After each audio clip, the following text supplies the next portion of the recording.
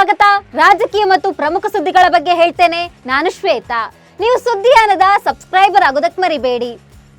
ಲೋಕಸಭಾ ಚುನಾವಣೆಯಲ್ಲಿ ಬಂಡಾಯವೆದ್ದು ಬಿಜೆಪಿಯಿಂದ ದೂರವಾಗಿದ್ದ ಹಿರಿಯ ನಾಯಕ ಕೆಎಸ್ ಈಶ್ವರಪ್ಪ ಅವರನ್ನ ಮತ್ತೆ ಪಕ್ಷಕ್ಕೆ ಕರೆತರಲು ಪ್ರಯತ್ನಗಳಾಗುತ್ತಿವೆ.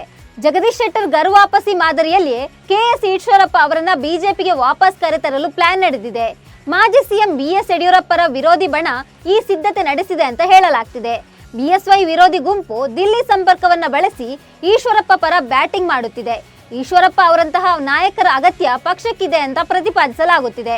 ಜಗದೀಶ್ ಶೆಟ್ಟರ್ ಅವರನ್ನ ಸದ್ದಿಲ್ಲದೆ ಪಕ್ಷಕ್ಕೆ ಸೇರಿಸಿಕೊಂಡ ಮಾದರಿಯಲ್ಲಿಯೇ ಈಶ್ವರಪ್ಪ ಅವರನ್ನು ಸೇರ್ಪಡೆ ಮಾಡಿಸಿಕೊಳ್ಳಬೇಕು ಅಂತ ಈ ಬಣದವರು ಒತ್ತಾಯ ಮಾಡಿದ್ದಾರೆ. ಆದ್ರೆ ಇದಕ್ಕೆ ಬಿಎಸ್ವೈ ಬಣ ವಿರೋಧ ವ್ಯಕ್ತಪಡಿಸಿದೆ ಅಂತ ಹೇಳಲಾಗ್ತಿದೆ. ಹೈಕಮಾಂಡ್ ಏನಾದರೂ ಸಮ್ಮತಿಸಿ ಈಶ್ವರಪ್ಪ ಪಕ್ಷಕ್ಕೆ ವಾಪಸ್ ಆದ್ರೆ ಈ ಗುಂಪಿಗೆ ಮೇಲುಗೈ ಆದಂತಾಗಲಿದೆ ಎಂಬ ಲೆಕ್ಕಾಚಾರವಿದೆ.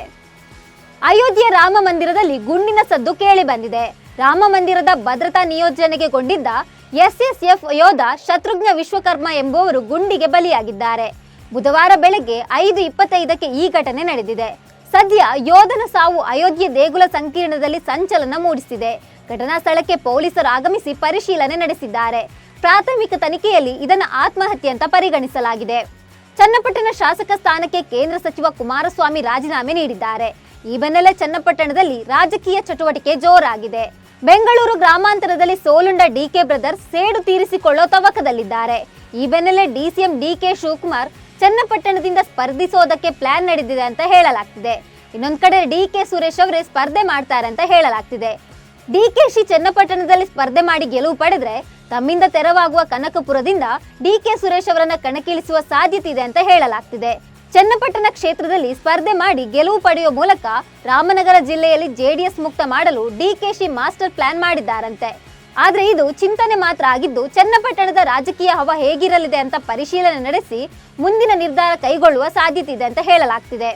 ಚನ್ನಪಟ್ಟಣ ವಿಧಾನಸಭಾ ಕ್ಷೇತ್ರದಲ್ಲಿ ಎಚ್ಡಿ ಕುಮಾರಸ್ವಾಮಿ ರಾಜೀನಾಮೆ ನೀಡಿದ ಬೆನ್ನಲ್ಲೇ ಹೈ ವೋಲ್ಟೇಜ್ ಕ್ಷೇತ್ರವಾಗಿ ಮಾರ್ಪಟ್ಟಿದೆ. ಡಿಕೆ ಬ್ರದರ್ಸ್ ಚನ್ನಪಟ್ಟಣದ ಮೇಲೆ ಕಣ್ಣಿಟ್ಟಿದ್ದಾರೆ.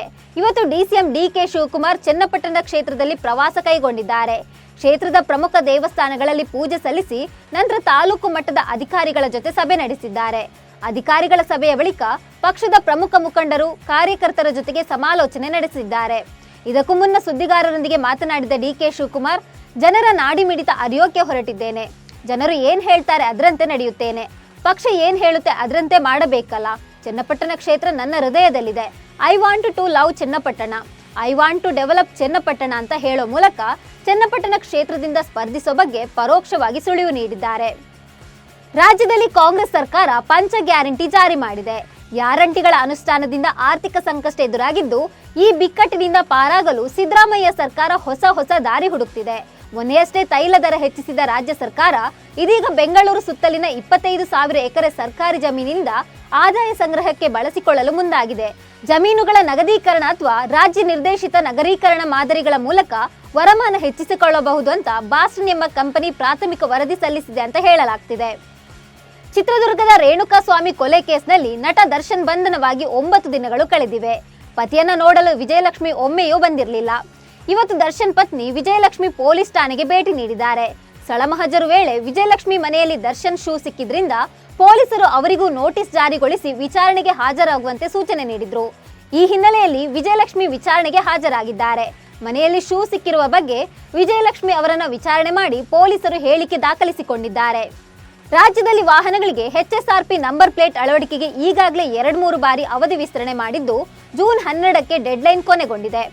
ಆದರೆ Karnataka high court HSRP number plate ಅಳವಡಿಸಿದವರ ವಿರುದ್ಧ ಜುಲೈ 4ರವರೆಗೆ ಯಾವುದೇ ಕ್ರಮ ಕೈಗೊಳ್ಳದಂತೆ ಸರ್ಕಾರಕ್ಕೆ ನಿರ್ದೇಶನ ನೀಡಿತ್ತು. ಅಲ್ಲದೆ ಎಚ್ಎಸ್ಆರ್ಪಿ ನಂಬರ್ ಪ್ಲೇಟ್ ಅಳವಡಿಕೆಯ ಗಡುವನ್ನು ವಿಸ್ತರಿಸಲು ಒಪ್ಪಿಗೆ ನೀಡಿತ್ತು.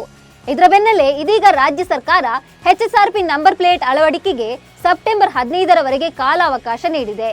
ಈ ಬಗ್ಗೆ ಮಾತನಾಡಿರುವ ಸಾರಿಗೆ ಸಚಿವ ರಾಮಲಿಂಗಾರೆಡ್ಡಿ, ಸೆಪ್ಟೆಂಬರ್ 15ರವರೆಗೆ ಎಚ್ಎಸ್ಆರ್ಪಿ ನಂಬರ್ ಪ್ಲೇಟ್ ಅಳವಡಿಕೆಗೆ ಡೆಡ್ಲೈನ್ ನೀಡಲಾಗಿದೆ. ಸೆಪ್ಟೆಂಬರ್ 15ರ ಬಳಿಕ ಅವಧಿ ವಿಸ್ತರಣೆ ಇಲ್ಲ. ಈಗಾಗಲೇ ಹಲವು ಬಾರಿ ಎಚ್ಎಸ್ಆರ್ಪಿ ನಂಬರ್ ಪ್ಲೇಟ್ ಅಳವಡಿಕೆಗೆ ಗಡುವು ವಿಸ್ತರಣೆ ಮಾಡಿದ್ದೇವೆ ಅಂತ ಹೇಳಿದ್ದಾರೆ. ಮಂತ್ರಾಲಯದಲ್ಲಿ 5 ಕೋಟಿ ರೂಪಾಯಿ ವೆಚ್ಚದಲ್ಲಿ ನಿರ್ಮಿಸಲಾದ ಕರ್ನಾಟಕ ಭವನದ ಕಾಮಗಾರಿ ಕಳಪೆಯಾಗಿರುವ ಆರೋಪ ಕೇಳಿಬಂದಿದೆ. ಈ ಹಿನ್ನೆಲೆಯಲ್ಲಿ ತನಿಖೆ ನಡೆಸಲು ಲೋಕಾಯುಕ್ತರಿಗೆ ನೀಡಿ ಮುಜರಾಯಿ ಇಲಾಖೆ ಸಚಿವ ರಾಮಲಿಂಗಾರೆಡ್ಡಿ ಆದೇಶಿಸಿದ್ದಾರೆ. ಕಳಪೆ ಕಾಮಗಾರಿಗೆ ಕಾರಣರಾದ ಅಧಿಕಾರಿಗಳ ವಿರುದ್ಧ ಸೂಕ್ತ ಕ್ರಮ ಹಾಗೂ ಕಳಪೆ ಕಾಮಗಾರಿಗೆ ಸಂಬಂಧಿಸಿದಂತೆ ತನಿಖೆಯನ್ನು ನಡೆಸಲು ಪ್ರಕರಣವನ್ನ ಲೋಕಾಯುಕ್ತಗೆ ವಹಿಸಲು ಆದೇಶಿಸಿದೆ ಎಂದು ರಾಮಲಿಂಗಾರೆಡ್ಡಿ ಅವರು ಕಂದಾಯ ಇಲಾಖೆ ಮುಜರಾಯಿ ವಿಭಾಗದ ಸರ್ಕಾರದ ಪ್ರಧಾನ ಕಾರ್ಯದರ್ಶಿಗೂ ಪತ್ರ ಬರೆದಿದ್ದಾರೆ. ಹಾಸನ ಪೆನ್ಡ್ರೈವ್ ಪ್ರಕರಣಕ್ಕೆ ಸಂಬಂಧಿಸಿದಂತೆ ಆರೋಪಿ ಪ್ರಜ್ವಲ್ ರೇವಣ್ಣ ಅವರನ್ನ ಮತ್ತೆ ಎಸ್ಐಟಿ ವಶಕ್ಕೆ ನೀಡಲಾಗಿದೆ. ಮೂರನೇ ಪ್ರಕರಣ ಸಂಬಂಧ ಪ್ರಜ್ವಲ್ನನ್ನ ಕಸ್ಟಡಿಗೆ ನೀಡುವಂತೆ ಎಸ್ಐಟಿ ಅಧಿಕಾರಿಗಳು ಅರ್ಜಿ ಸಲ್ಲಿಸಿದ್ರು.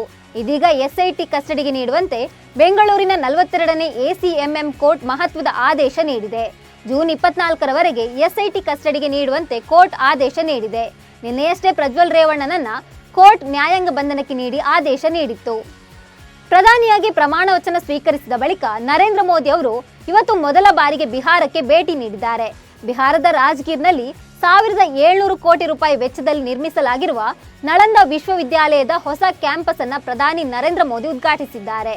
ಬಳಿಕ ವಿದ್ಯಾರ್ಥಿಗಳನ್ನು ಉದ್ದೇಶಿಸಿ ಮಾತನಾಡಿದ ಪ್ರಧಾನಿ ಮೋದಿ 21ನೇ ಶತಮಾನದಲ್ಲಿ ಹೊಸ ನಳಂದ ವಿಶ್ವವಿದ್ಯಾಲಯಕ್ಕೆ ಹಿಂದಿನ ಅದೇ ಸ್ಥಾನವನ್ನು ನೀಡುವುದು ಭಾರತ ಸರ್ಕಾರದ ಪ್ರಯತ್ನವಾಗಿದೆ ಅಂತ ಹೇಳಿದ್ದಾರೆ.